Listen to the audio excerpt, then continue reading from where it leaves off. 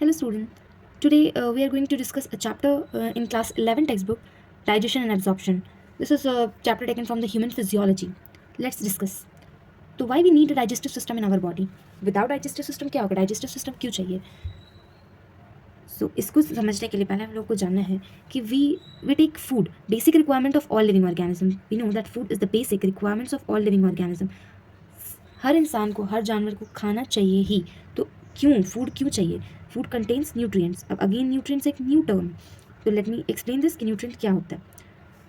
So what is nutrient? Nutrients are the compounds present in the food which provide us with energy that facilitates repair and growth and helps to carry out different life process. Not all nutrients provide energy but are necessary for some form or the other. These nutrients are divided into two categories, micronutrients and macronutrients. So let me explain this. Nutrients क्या होता है? एक ऐसा compound है जो food में present होता है. एक ऐसा कंपाउंड जो फूड में प्रेजेंट होता है जो कि हेल्प करता है एनर्जी प्रोवाइड करने में, और ये एनर्जी फिर यूज़ होता है repair and growth to help out carry different life process. और लेकिन सारे ही न्यूट्रिएंट्स एनर्जी नहीं प्रोवाइड करते हैं but are necessary for some form और दी अदर. लाइक कुछ न्यूट्रिएंट्स हम लोग इसलिए बॉडी में लेते हैं क्योंकि वो हम लोगों को फिर बिल्डिंग ब्लॉक हेल्प करता है बनाने में, like iron. These nutrients are divided into two categories, macronutrients and micronutrients. तो किस बेसिस पे डिवाइड किया गया है ये हम लोग देखेंगे. Nutrients, macronutrients and micronutrients. Macronutrients are those nutrients which are required in our body in large amount में ये रिक्वायर होते हैं बॉडी में. ये ज़्यादा अमाउंट में हम लोगों को लेना होगा बॉडी में. लेकिन micronutrient these are required in small amount by our body, like vitamins and minerals. And here macronutrients carbohydrate, proteins and fat. Vitamins में for vitamin C, vitamin B12, minerals like calcium, iron and calcium. तो nutrients कितने type के होते हैं? दो type के nutrients होते हैं, मैक्रोन्यूट्रिएंट्स एंड माइक्रोन्यूट्रिएंट. मैक्रोन्यूट्रिएंट जो लार्ज अमाउंट में बॉडी में रिक्वायर्ड है, माइक्रोन्यूट्रिएंट जो स्मॉल अमाउंट में बॉडी में रिक्वायर्ड है. मैक्रोन्यूट्रिएंट्स का कैटेगरी है, they are classified as carbohydrates, proteins and fat. Micronutrients are classified as vitamins and minerals. Now we take a large amount of water with food. Along with food हम लोग पानी भी बहुत पीते हैं. तो why do we require this water? Water plays an important role in metabolic reaction. The reactions which are going on in our body, बहुत सारे रिएक्शंस हो रहे हैं हमारे बॉडी में, तो उसमें हेल्प करता है water. And it also helps in preventing dehydration prevent करता है वाटर. सो यहाँ पे plays important role in metabolic reaction and it prevents dehydration. अब हमने ये देख लिया कि फूड हम लोग को बेसिक रिक्वायरमेंट, और फूड हम लोग लेते हैं क्योंकि उससे एनर्जी मिलता है. न्यूट्रिएंट, फूड में न्यूट्रिएंट्स होता है, वो एनर्जी प्रोवाइड करता है. लेकिन अभी भी एक क्वेश्चन हमने पूछा था स्टार्टिंग में, why we need a digestive system. Food हम लोग डायरेक्टली क्यों नहीं ले लेते हैं, ब्लड में ही ले ले directly food. Why do we need a digestive system? So here the answer are biomicromolecules which are present in food can not be utilised by our body directly. मतलब there is no such mechanism कि जिससे हम blood में directly food ले लें और वो उसको मतलब यूटिलाइज कर ले बॉडी. ऐसा नहीं होता है. Hence it have to be broken down and converted into simple substances in the digestive system. Here यहाँ पे रोल आया डाइजेस्टिव सिस्टम का. जैसे कि एक लार्ज मैक्रोमोलिक्यूल्स, बायोमैक्रोमोलिक्यूल्स क्योंकि वो मैक्रोमोलिक्यूल्स जो हमारे बॉडी में प्रेजेंट है, बायोमैक्रोमोलिक्यूल्स, वो कन्वर्ट होते हैं स्मॉल एब्जॉर्बेबल फॉर्म में, फिर वहाँ से वो एब्जॉर्ब हो सकते हैं ब्लड में. तो इसको कन्वर्ट कौन करते हैं? Let's see. And this process of conversion of complex food substances into simple absorbable form is called digestion. Process of conversion of complex food substances, बड़ा मॉलिक्यूल बायोमैक्रोमोलिक्यूल्स उसको छोटे पार्टिकल में कन्वर्ट करेगा, वही प्रोसेस को हम लोग डाइजेशन कहते हैं. And this digestion is carried out by our digestive system. अब कोई प्रोसेस हो रहा है तो उसके लिए कोई सिस्टम तो होगा, सिस्टम होगा तभी वो प्रोसेस होगा. तो digestion is perform by a system which is called as digestive system and with the help of two methods, mechanical and biochemical method.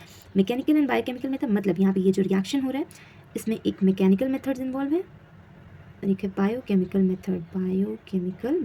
Mechanical method like teeth present in our oral cavity helps in crushing and grinding of food particles into smaller particle. Large food particles हम लोग खाना खाते हैं तो बड़े बड़े टुकड़ों को छोटा पार्ट्स में कन्वर्ट करता है. और फिर बायोकेमिकल मेथड क्या है? जैसे कि एंजाइम, कार्बोहाइड्रेट्स जो हम लेते हैं या फिर हम लोग जो मिल्क पीते हैं उसमें जो प्रोटीन्स होता है वो सबको स्मॉल पार्टिकल में कन्वर्ट करना होता है, स्मॉल सब यूनिट में कन्वर्ट करना है. तो फिर जैसे पॉलीमर को मोनोमर में कन्वर्ट करना है तो वो एंजाइम करता है वो काम chemically, biochemically. It's like a catalyst.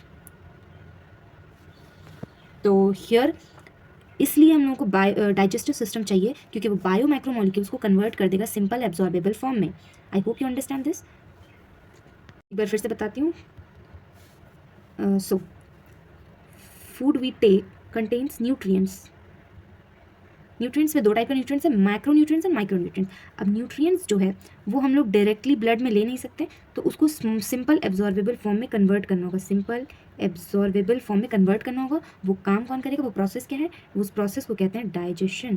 Digestion and this system is which perform this process is called digestive system. Digestive system, I hope you got this.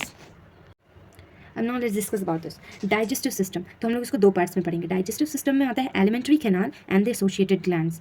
Alimentary canal में क्या आता है, एलिमेंट्री कैनाल में होता है ओरल कैविटी, ओरल कैविटी, फिर यहाँ से ignore my diagram, oral cavity, यहाँ से फेरिंग्स, फिर ये ईसोफेगस, फिर स्टमक, स्टमक से स्मॉल इंटेस्टाइन, स्मॉल इंटेस्टाइन के बाद आएगा लार्ज इंटेस्टाइन, और फिर एनस, एंड एंड जो होता है ये है anterior opening, ये होता है posterior opening. Posterior opening is called anus, anterior opening is called the mouth. So oral cavity, pharynx, esophagus, stomach, small intestine, large intestine. उसके बाद आता है associated glands. Glands में salivary glands, gastric gland, small intestinal gland, liver and the pancreas. Liver is the largest gland in the body. Alimentary canal has 4 wall layers. So let's discuss this. Walls of alimentary canal. Outer layer is called the serusa. Outer layer is called the serusa, which is a thin mesothelium, which is made up of thin mesothelium layer.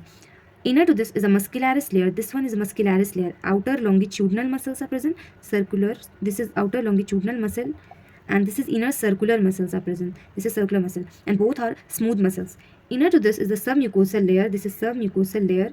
Submucosal layer, and then innermost layer is the mucosal layer, which has several folds to increase its surface area.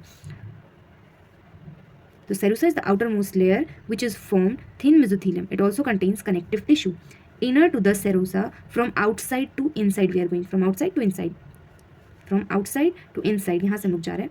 तो inner to the serusa is the muscularis layer which contains outer longitudinal and inner circular smooth muscle layer. It consists of plexus. Plexus nerve की जाल होती है, nerve का पूरा branches होता है ऐसे, उसको कहते हैं प्लेक्सस.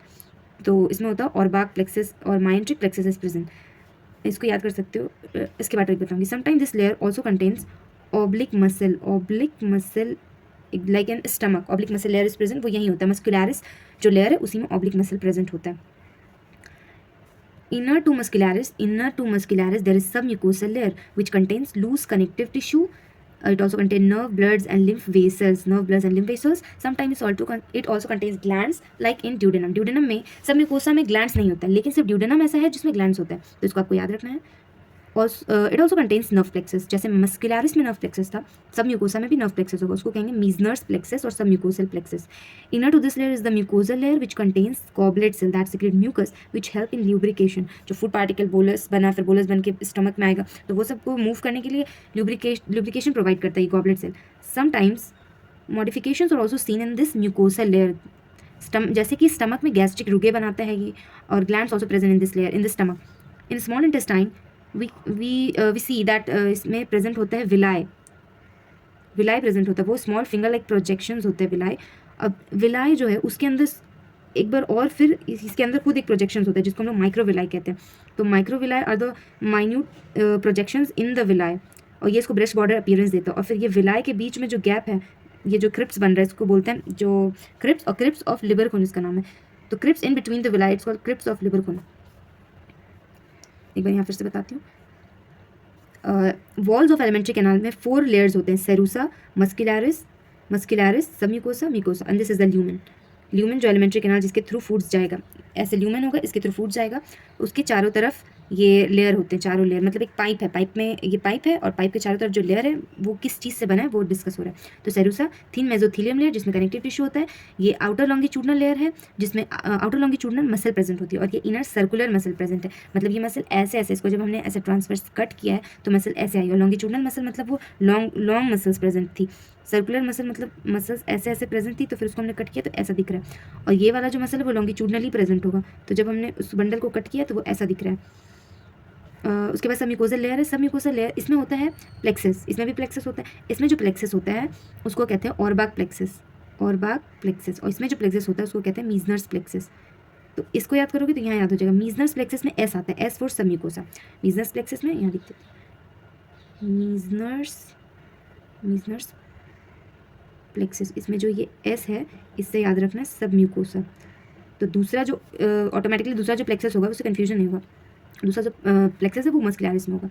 सब म्यूकोसा में और भी होता है, नर्व्स होते हैं, nerve vessels, blood vessels like, और फिर लिम्फ वेसल्स भी होते हैं। फिर इसमें होता है म्यूकोसल लेयर।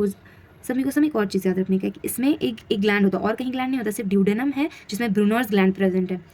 म्यूकोसा जो है वो इनर लेयर है जिसमें बहुत सारे फिंगर लाइक प्रोजेक्शंस होते हैं। लाइक यही गैस्ट्रिक रुगे भी बनाते हैं स्टमक में, और यही विलाई बनाते हैं इन स्मॉल इंटेस्टाइन। और ये ल्यूमेन है जिसके थ्रू जो फूड हम ले रहे हैं फिर वो स्टमक और फिर एसोफेगस ऐसे करके जो पास हो रहा है, एसोफेगस फिर stomach and then small intestine, यही वाले ल्यूमेन से पास होता है।